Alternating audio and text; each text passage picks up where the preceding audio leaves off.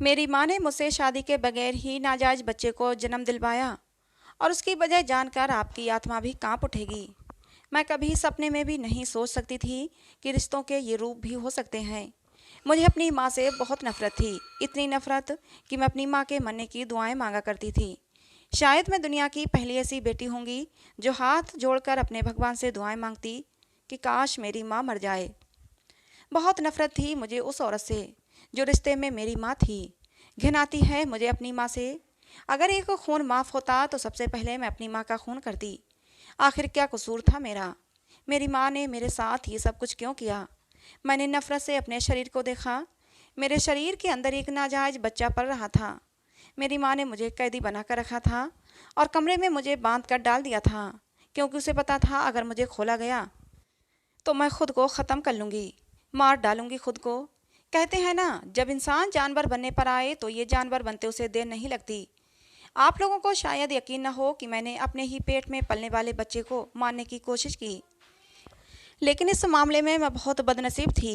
वो बच्चा अब भी मेरे शरीर के अंदर पल रहा था। मुझे अब बच्चे से सख्त नफरत थी, क्योंकि ये बच्चा नाजायज था और मेरे साथ हुए जुल्म का नतीजा था। फिर भला मैं उस बच्चे को कैसे पसंद कर सकती थी? मुझे नफरत थी इस बच्चे से, अपनी माँ से और उस इंसान से जिसने मेरे साथ ये सब किया था। बल्कि यूँ कहना गलत ना होगा कि मुझे दुनिया के सारे मर्दों से ही नफरत हो रही थी, लेकिन मैं कुछ भी नहीं कर सकती थी सिवाय इसके कि बंद कमरे में बैठी आंसू बहाती रहूं। मैंने अपना सर पीछे दीवार से टिका दिया और आंखें बंद कर लीं। मेरा अतीत किसी फिल्म की तरह मेरे सामने चलने लगा। जब तक मेरे पापा जिंदा थे मेरी ज़िंदगी बहुत ही खूबसूरत थी। जब भी पापा घर में घुसते तो मुझे एकदम गले से लगा लेते और कहते कि नंदिनी तो मेरी आंखों की ठंडक है। घर में घुसते ही जब नंदिनी को देखता हूँ तो मेरे दिल में सुकून उतर जाता है। मैं भी बहुत देर तक अपने पापा के गले लगी रहती थी। मेरे पापा मुझसे बहुत मोहब्बत करते थे। इतनी मोहब्बत शायद ही दुनिया में किसी के बाप ने अपनी बेटी से की होगी। मैं अपने पापा की शहजादी थी, ये कहना गलत ना होगा। उनका बस नहीं चलता था कि मैं जहाँ कदम रखूं तो मेरे कदमों के नीचे अपने हाथ बिछा दें। एक बार मुझे याद है, जब मैं 6-7 साल की थी तब मुझे बुखार आ गया था। मेरे पापा पूरी रात जागते रहे थे। कभी मेरे सिर पर ठंडी पट्टियाँ रखते, कभी मुझे पानी पिलाते, कभी मेरा सर सहलाते थे। बार बार मुझे चेक करते कि कहीं बुखार चढ़ तो न जाए। मेरे पापा मेरे लिए पूरी दुनिया थे। जब तक वो जिंदा रहे मुझे कोई भी आँच नहीं आने दी। मैं शहजादियों की तरह ठाठ करती थी, लेकिन मेरी माँ का रवैया अच्छा नहीं था, ना ही मेरे प्रति और ना ही मेरे पापा के प्रति। वो हम दोनों से हमेशा ही उखड़ी हुई रहती और शायद इसकी वजह यह थी कि मेरी माँ बहुत ही सुंदर औरत थी और मेरे पापा मामूली शक्ल सूरत के इंसान थे। मैंने कभी भी अपनी माँ को अपने पापा की सेवा करते हुए नहीं देखा था। वो हमेशा खुद को सजाती संवारती रहती। उन्हें घर के कामों का होश था और ना ही पापा का और ना मेरा। शाम को पता नहीं मेरी माँ कहाँ चली जाती थी। उस समय मेरे पापा अपने काम पर होते थे। मेरी माँ मुझे घर में बंद करती और कहीं चली जाती थी। मैं अपनी माँ से सवाल भी करती कि वो कहाँ जाती हैं, लेकिन वो मुझे कुछ ना बताती। धीरे धीरे मैंने उनसे पूछना ही छोड़ दिया। जैसे जैसे मैं बड़ी होती गई अपने पापा के सारे काम अपने हाथों से करने लगी। अक्सर ही मम्मी पापा के कमरे से लड़ाई की आवाज़ें आया करती थीं, जो बाहर तक मुझे सुनाई देती थीं। मम्मी ज़ोर ज़ोर से चिल्लाते हुए कहती थीं कि अपनी शक्ल देखी है, तुम जैसे इंसान को तो मैं अपने पास भी न फटकने दूं, फिर तुम्हें पति का दर्जा कैसे दे सकती हूँ। अपने पापा के लिए अपनी माँ के मुंह से ऐसी बातें सुन सुनकर मेरे दिल में अपनी माँ के लिए नफरत बढ़ती जाती थी और अपने पापा के लिए मोहब्बत बढ़ती जाती थी। मेरे पापा मेरी पूरी दुनिया थे और मैं उनके लिए किसी के मुंह से बुरा कैसे सुन सकती थी। हालांकि सुंदरता मैंने अपनी माँ की चुराई थी, लेकिन दिल मेरे पापा के जैसा था। मैं अपनी माँ की तरह घमंडी नहीं थी। मेरे पापा ने भी मेरी माँ को मेरे माँ के हाल पर छोड़ दिया था और अब मुझ पर ही ध्यान देने लगे थे। मेरा हर तरह से ख्याल रखते कि कहीं मुझे कोई तकलीफ ना हो। मैं 15 साल की थी कि एक हादसे ने मेरे पापा को मुझसे छीन लिया। भगवान ने मुझसे मेरे पापा को क्या छीना कि मेरे तो जीने का हक ही छीन लिया। एक रोड एक्सीडेंट में पापा की मौत हो गई। सुबह जाते वक्त मुझे कितना प्यार करके गए थे, लेकिन जब आए थे तो एकदम खामोश थे। आज ना मुझे गले से लगाया न प्यार किया। मैं दहाड़े मार मार कर रो रही थी। मेरी तो पूरी दुनिया ही उजड़ गई थी। लेकिन मेरी माँ की आंख से आंसू नहीं गिरा, ना ही उसने मुझे तसल्ली के 2 बोल बोले, बल्कि वो तो अंदर ही अंदर खुश हो रही होंगी कि चलो जान छूटी। धीरे धीरे करके सारे मेहमान चले गए थे, लेकिन मैं पूरी रात आंगन में ही बैठी रही जहाँ से पापा की अर्थी उठी थी। मेरी मम्मी ने ना ही मुझे प्यार से गले लगाया, ना ही मुझे तसल्ली दी। मैं मानती हूँ कि मेरे पापा मामूली शक्ल सूरत के आदमी थे, लेकिन वो दिल के बहुत अच्छे थे और मेरी मम्मी से बहुत मोहब्बत भी करते थे, क्योंकि उन्होंने जब भी मम्मी से कोई बात की तो बहुत ही इज्जत के साथ बात की थी, कभी भी कोई बदतमीजी नहीं करते थे। मेरी माँ की इतनी नफरत के बावजूद भी वो हमेशा उसके साथ नरमी से ही पेश आते थे। मेरे बाप के मरने के बाद मेरी माँ पर कोई असर नहीं था और मैं थी कि सदमे से निढाल थी। मेरी तो पूरी दुनिया ही उलट पुलट हो गई थी, लेकिन मेरी मम्मी के रूटीन पर कोई भी फर्क नहीं पड़ा था। अगले दिन को पहले की तरह ही शाम को अच्छे से सज संवर कर बाहर निकल गई थी।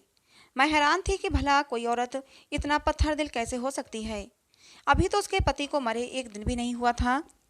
जब तक मेरे पापा जिंदा थे मुझे अपनी माँ के आने जाने की कोई परवाह नहीं थी, क्योंकि मेरे पापा शाम को जल्दी घर आ जाया करते थे।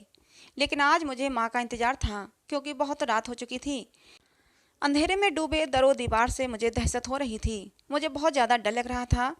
धीरे धीरे मैं इतना ज़्यादा डर गई कि भागकर पापा के कमरे में आ गई और पापा की तस्वीर को सीने से लगाकर बैठ गई।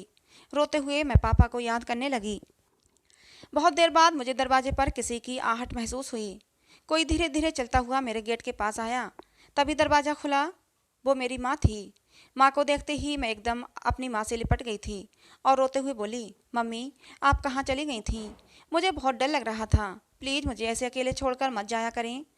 लेकिन मेरी माँ ने मुझे झटक कर खुद से दूर कर दिया और बोली कि अब इस सब की आदत डाल लो, अब मैं रोज़ इसी समय घर वापस आया करूँगी। मेरे दिल में अपनी माँ के लिए नफ़रत तो पहले ही थी, लेकिन आज ये नफ़रत और भी ज़्यादा बढ़ गई। आखिर मेरी माँ का रवैया मेरे साथ ऐसा क्यों था? वो मुझसे इतनी नफ़रत क्यों करती थी? मैं आज तक समझ नहीं पाई। उन्होंने मेरे ऊपर एक गुस्से की निगाह डाली और कमरे से चली गईं। उन्हें यह भी परवाह नहीं थी कि उनकी बेटी सुबह से भूखी प्यासी है, उसने सुबह से कुछ खाया पिया नहीं है। मैं अब 15 साल की थी और इतनी छोटी बच्ची भी नहीं थी। मैं सब कुछ समझती थी। मेरे पापा को मरे अभी कुछ ही समय हुआ था और मेरी माँ ने न जाने किस किस से फ़ोन पर हंस हंस कर बातें करना शुरू कर दी थीं। उनकी बातों से मैंने अंदाज़ा लगा लिया था कि वो किसी मर्द से बातें करती हैं। मेरी माँ को कोई परवाह नहीं थी कि घर में एक जवान होती बेटी है, उस पर क्या असर पड़ेगा। हैरत का झटका तो मुझे उस समय लगा जब मेरी माँ एक गैर मर्द के साथ अंदर कमरे में चली गई। उस दिन मैं अपने कमरे में बंद होकर बहुत रोई थी। अपने पापा को बहुत याद किया था। काश पापा मुझे भी अपने साथ ले जाते। कम से कम इस गंदगी से भरी हुई दुनिया में जीना तो नहीं पड़ता। लेकिन शायद मैं इस बात से बेखबर थी कि इससे भी ज़्यादा गंदगी मेरा नसीब बनने वाली है। उस दिन शाम को मैंने पहली बार अपनी माँ से गुस्से में चीख कर बात की थी। मैंने कहा, आप ये सब कैसे कर सकती हैं? आपको शर्म नहीं आती? ये सब आप कैसे कर सकती हैं? ये सब करते हुए आपको अपने मरे हुए पति का भी ख्याल नहीं आता? क्यों करती हैं आप ये सब? मेरा इतने पूछने पर मेरी माँ ने मुस्कुराते हुए कहा, अपने काम से काम रखो, बेकार में मेरी ज़िंदगी में अपनी टांग मत अड़ाओ। अपने काम से काम रखोगी तो खुश रहोगी, नहीं तो तुम्हारा जीना भी दुश्वार कर दूंगी। तुम मेरे मरे हुए पति की बेटी हो, उससे अधिक मेरा तुमसे कोई संबंध नहीं। माँ के मुंह से ये शब्द सुनकर मेरा पूरा शरीर कांप गया। वो मेरी सगी माँ थी, फिर अपनी सगी बेटी से इतनी नफरत कैसे कर सकती थी? वो देर रात तक बाहर रहती थी। एक बार आधी रात को दरवाजे पर दस्तक हुई। मम्मी दरवाज़ा खोलने के लिए गईं तो बिल्कुल नई नवेली दुल्हनों की तरह तैयार हुई थीं। उन्होंने जब दरवाज़ा खोला तो एक गैर मर्द घर के अंदर दाखिल हुआ। उसे देखकर मुझ पर गुस्से का पहाड़ टूट पड़ा था। एक अनजान व्यक्ति था जो मेरी माँ को कंधों से पकड़कर कमरे की तरफ ले जा रहा था। काश मैं ये सब देखने से पहले ही मर जाती। मैं अब इतनी छोटी बच्ची नहीं थी कि इन बातों को समझ नहीं पाती। मेरी माँ एक बदकिरदार औरत है, ये तो मुझे पहले ही पता चल गया था, लेकिन रोज़ रोज़ नए नए आदमियों को बदलने लगी थी। मेरी माँ, वो इस हद तक गिर जाएगी मैं सोच भी नहीं सकती थी। अनजान व्यक्ति सुबह माँ के कमरे से निकला और चला गया। पूरी रात मुझे नींद नहीं आई थी। सोचा अपनी माँ से जाकर सवाल करूं, लेकिन मुझे पता था इसका कोई फ़ायदा नहीं होने वाला। एक बार पहले भी सवाल कर चुकी थी, कोई जवाब नहीं मिला था, उल्टा धमकियां और मिली थीं। और फिर ये सिलसिला रुका नहीं था, लगातार जारी था। न जाने कितनी बड़ी बड़ी और इज्जतदार हस्तियां रात के अंधेरे में चेहरा छुपाकर मेरी माँ के घर में आया करते थे और मैं सिसक सिसक कर अपने बाप की तस्वीर अपने सीने से लगाकर रोती रहती थी। मुझे लगा था कि मेरी माँ में इतनी तो गैरत होगी कि वो ये सब कुछ मुझसे दूर रखेंगी, मगर ये मेरी गलतफहमी थी। उस वक्त मेरी उम्र 18 साल थी जब मेरी माँ ने मेरे साथ एक घिनौना खेल खेला। माँ ने आज बाहर से खाना नहीं मंगवाया था, बल्कि अपने और मेरे लिए घर पर ही खाना बनाया था। जैसे ही मैंने वो खाना खाया तो मुझे चक्कर आने लगे, मेरा सर चकराने लगा। मैं अपनी माँ को बुलाने लगी, मगर मेरे पैरों के नीचे से ज़मीन तो तब निकली जब मैंने अपनी माँ का चेहरा देखा, जहाँ अजीब सी शैतानी मुस्कुराहट थी। माँ के चेहरे पर मुस्कुराहट देखकर मैं पागलों की तरह चिल्लाने लगी और चीज़ों का सहारा लेकर उस घर से भागने का रास्ता ढूंढने लगी, मगर मेरा सर बुरी तरह चकरा रहा था। कुछ ही देर बाद मैं बिल्कुल एक जिंदा लाश बनकर रह चुकी थी। मुझे सब दिखाई दे रहा था, सब महसूस कर रही थी, मगर हरकत नहीं कर पा रही थी। मेरी माँ ने मुझे बिस्तर पर गिरा दिया और मेरे सामने बैठकर बोली, दरअसल आज मेरा बदला पूरा होगा और मेरी नफरत को सुकून मिलेगा। मैं इतनी बेबस और मजबूर थी कि अपनी पलकें भी नहीं झपका सकती थी। न जाने कैसी दवा उस खाने में मेरी माँ ने मिलाई थी। कुछ ही देर बाद कमरे में एक व्यक्ति दाखिल हुआ। उसकी उम्र 32 साल के लगभग थी। देखने में वो शरीफ लगता था, मगर उसकी असलियत क्या थी वो रात गुजरने के बाद मैं जान गई थी। मैं चीखती रही, चिल्लाती रही, मगर मेरी माँ मुझको बचाने ना आई। मैं दिल ही दिल में चीख चीख कर रो रही थी और अपने पापा को आवाज़ें देती रह गई, मगर ना पापा आए ना ही मेरी माँ को मुझ पर रहम आया। उस दवा का असर मेरे शरीर पर 30-40 मिनट तक रहा और जैसे ही उस दवा का असर ख़त्म हुआ, मेरा पूरा शरीर हरकत करने लगा था। रोते हुए चिल्लाकर मैंने उस व्यक्ति को खुद से दूर किया था, मगर तब तक वो अपना मकसद पूरा कर चुका था। उस व्यक्ति ने अपना मकसद पूरा करने के बाद मुझे कई थप्पड़ भी मारे, क्योंकि मैंने उसका चेहरा नोच नोच कर घायल कर दिया था। वो व्यक्ति मुझे मार मार कर अधमरा करके कमरे से चला गया था। जब मुझे होश आया तो मैं अपने आपे में नहीं रही थी।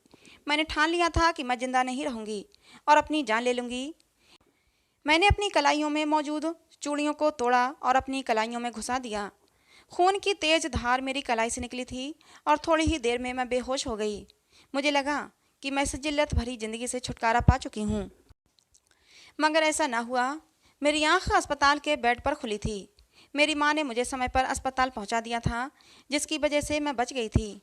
उसके बाद मुझे मेरी माँ घर ले आई और झिड़क कर बोली कि खबरदार जो दोबारा ऐसी हरकत करने की कोशिश की। कुछ ही दिन गुजरे थे कि एक खबर सामने आई, जिसे सुनने के बाद मेरी जान निकल गई। मैं सोच भी नहीं सकती थी कि मेरी माँ मुझे इस मकसद के लिए इस्तेमाल कर सकती है। मैं उस दरिंदगी के बाद प्रेग्नेंट हो चुकी थी। मेरी कोख में एक नाजायज बच्चा पल रहा था। जब ये खबर मेरी माँ ने सुनाई तो मैं बेहोश होकर गिर गई। होश आया तो खुद को मारने लगी। मुझे खुद से और मेरे पेट में पलने वाले बच्चे से घिन आ रही थी। मेरी माँ समझ गई कि या तो मैं खुद को मार लूँगी या इस बच्चे को मार दूँगी। तभी उन्होंने मेरा हाथ पकड़ा, मेरे मुंह पर एक जोरदार थप्पड़ मारा और कहा, खबरदार जो इस बच्चे को कोई नुकसान पहुँचाया।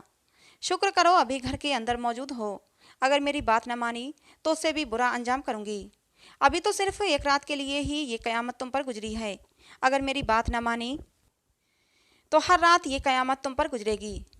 माँ की बात सुनकर मैं सहम गई थी और चुपचाप आंसू बहाते हुए कमरे में बैठ गई। मैंने सोचा मैं घर से भाग जाऊंगी और इस बच्चे को जन्म नहीं दूंगी, ना ही ये गंदगी भरी जिंदगी जीऊंगी। लेकिन मेरी माँ ने मेरी इस कोशिश को भी नाकाम कर दिया। मेरे इरादों को भांपते हुए उन्होंने मुझे कमरे में बंद कर दिया और कहा, पूरे 9 महीने तक तुम इस कमरे में बंद रहोगी, जब तक कि ये बच्चा दुनिया में ना आ जाए। अतीत में खोए हुए मेरी गर्दन अकड़ चुकी थी और मुझे कुछ होश नहीं था। कितना कड़वाहट से भरा था मेरा अतीत। मेरी आंखों से आंसू बहकर मेरे चेहरे को भिगो चुके थे। मैंने बेदर्दी से अपना चेहरा साफ किया। मैं अपने अतीत में तब तक ही खुश रही थी जब तक मेरे पापा जिंदा थे। मैं उठकर बेड पर बैठ गई। तभी दरवाज़ा खुला और मेरी माँ खाना लेकर कमरे में दाखिल हुई। उसके साथ वो व्यक्ति भी था जिसने पहली बार मेरे साथ दरिंदगी की थी। उस व्यक्ति को देखकर मेरी आंखों में दर्द और गुस्सा उभर आया।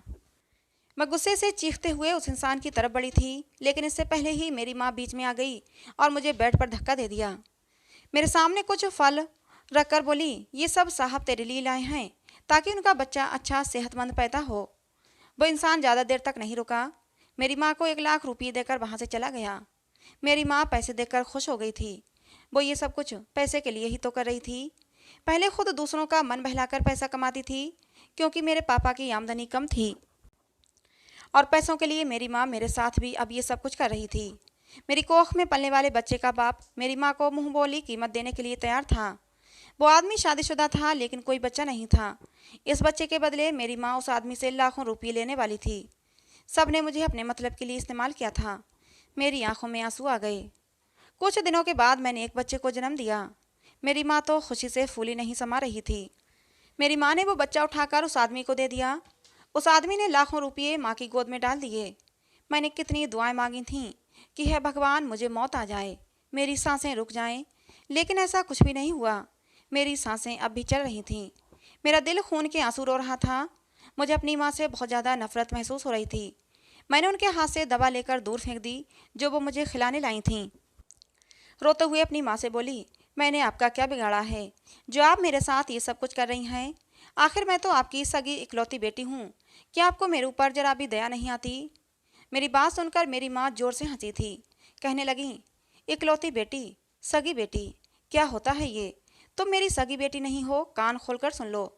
जवानी में मैं बहुत ही सुंदर हुआ करती थी। न जाने कितने लड़कों से मेरी दोस्ती थी और ये दोस्ती सारी हदें पार कर जाती थी। मैं अपनी ज़िंदगी को अपने तरीके से खुलकर जीना चाहती थी और मैं अपनी ज़िंदगी को खुलकर जी भी रही थी।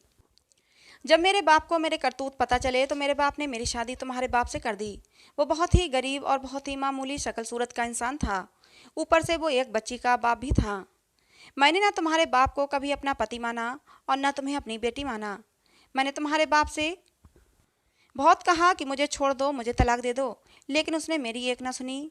और अब इस बात की सज़ा तुम भुगतोगी। तुम्हारे बाप का बदला मैं तुमसे लूँगी। तुम्हें ज़िंदगी में मैं कभी भी खुश नहीं रहने दूँगी।